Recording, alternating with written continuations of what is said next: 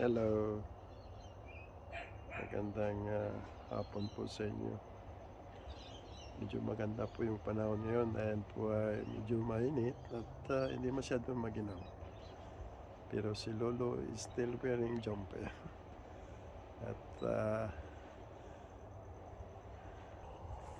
dito na naman si Lolo sa kanyang pinagkaabalahan na backyard. Yan po yung mga tanim ko na mga orchids. Ng iba po ay lumalabas na po yung bukols para sa bulaklak. Yan. Pero kailangan ko po ay maglinis ulit. Yan. Ang gagawin ni Lolo sa araw na ito. Tsaka makulimlim. So kailangan po ay linisin. Yan. Dami ng damo. Hirap. Pagka ganito po meron ka pong garden. Yan na po yung aking nilinisan for the whole day. Yan. Everything is clean again. Yeah. And all my orchids there, some of that are now started flowering and there. So yeah, so it's a big job of doing this if you have even though a small garden. Yeah. So my orchids ko po ay hindi masyadong, ito po nga ako mga replant before. Yeah.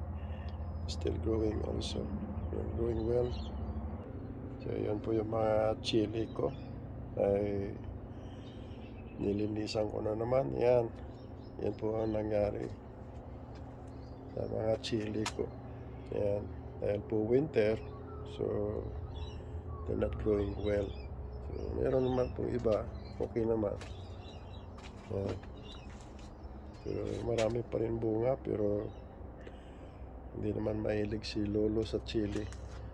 When you use this occasionally sa mga sinigang. Pinalitan ko na, inalis ko na po lahat yung talong ko na tinanim dito kasi hindi po, they're not growing well dahil po ay winter. So it's amazing, this one katatanim ko lang po ito 3 months ago, meron na siyang bulaklak. Yeah. Ito din po yun yung tinanim ko 3 months ago. Yan, may bulaklak na. Ang bilis. Yan.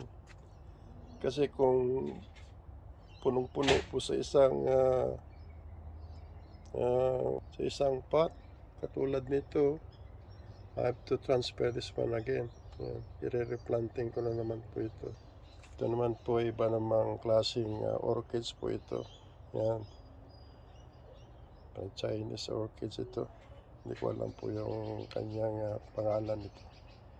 Yan. Mabas na. Yan. Yung aking pong sayote. They're growing well.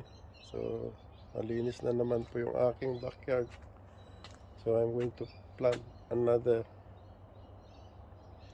for this coming summer. Thank you for watching sa aking po na small na vlog sa aking garden po. Salamat po and God bless. Bye.